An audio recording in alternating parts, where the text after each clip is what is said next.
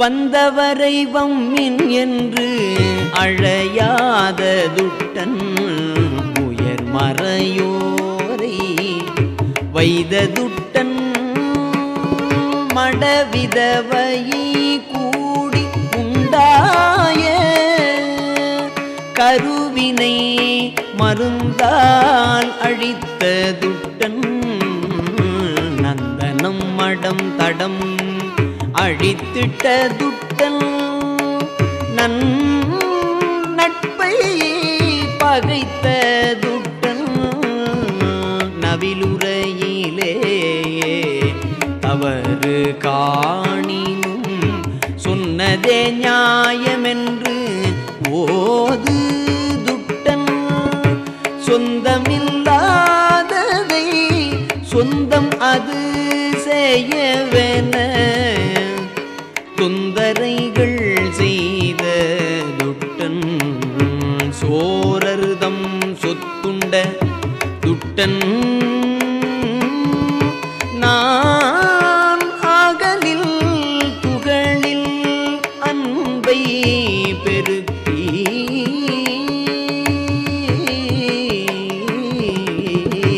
சிந்தாத செல்வமது தந்து என்றும் ஆளரோ தித்திக்கும் முத்தே முதலே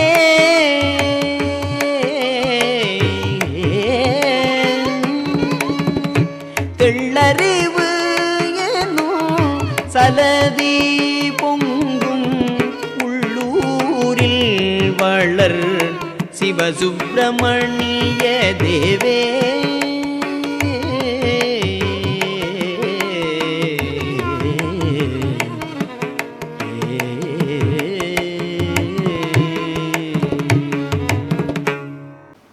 வள்ளித்தாயின் பெருங்கருணையினாலும் பாம்பன் சுவாமிகளின் தவப்பயனாலும் உள்ளூர் சிவசுப்பிரமணிய சதகம் என்கிற 47வது பகுதியை நாம் இன்று அடைகிறோம்.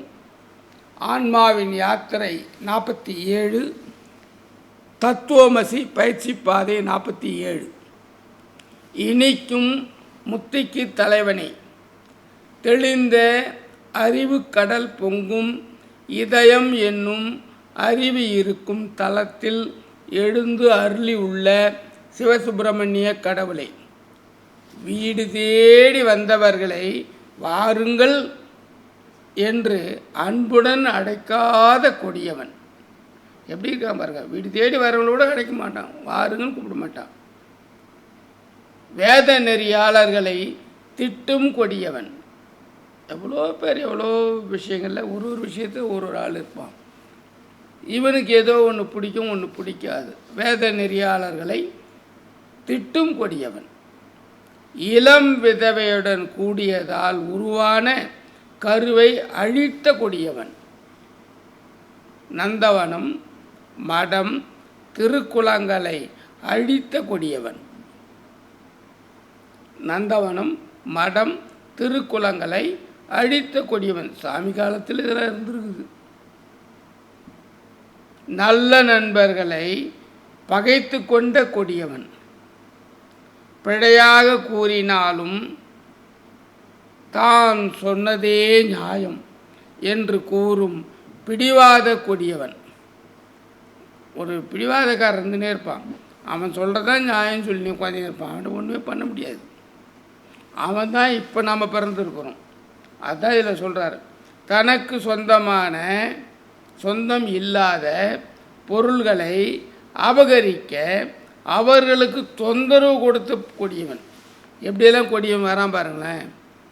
தனக்கு சொந்தமே இல்லை, அந்த சொத்தை தான் அபகரிக்கணும், அதுக்காக அவங்க தொந்தரவு கொடுத்துருக்கிறான். அந்த மாதிரி கொடியவனாக நாம் போன பிறகு இருந்துருக்கிறோம். திருடர்களிடம் பங்கு போட்டு உண்டவன். அந்த மாதிரி கொடியவன் நானும் உய்தி பெற அருள் புரிவாயாக, என்னை ஆட்கொள்வாயாக அப்படின்னு வேண்டுறார். ஓதுவார் அந்த பாட்டு இப்போ பாட போகிறார். இப்போ சதாசிவ கண்ணியில் 40 இதுக்கு என்ன சொல்கிறார் அப்படின்னு பார்க்கும் பொழுது, மாயை என்பதுன்னும் மனமோகமாம் அதனை மாயா உபாயம் இழை மாசில் சதாசிவமே அப்படின்னு சொல்கிறார்.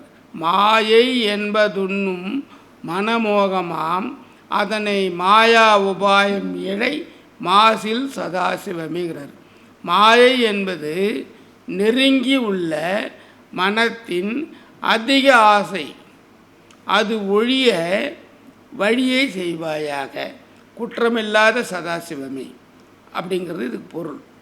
அதில் இந்த நான் சொன்னல காமம், குரோதம், லோபம், மோகம், மதம், ஆச்சரியம், அதில் காமங்கிற பேராசை அது வந்துடுது. அதெல்லாம் அந்த நிழலை விளக்கணும், அதான் மாயை. அதை தான் சாமி சொல்கிறார் இதில்.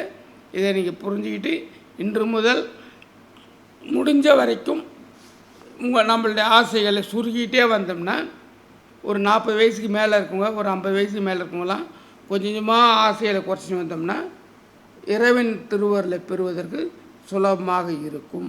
எல்லாரும் வெற்றி பெறலாம். வாழ்த்துக்கள்.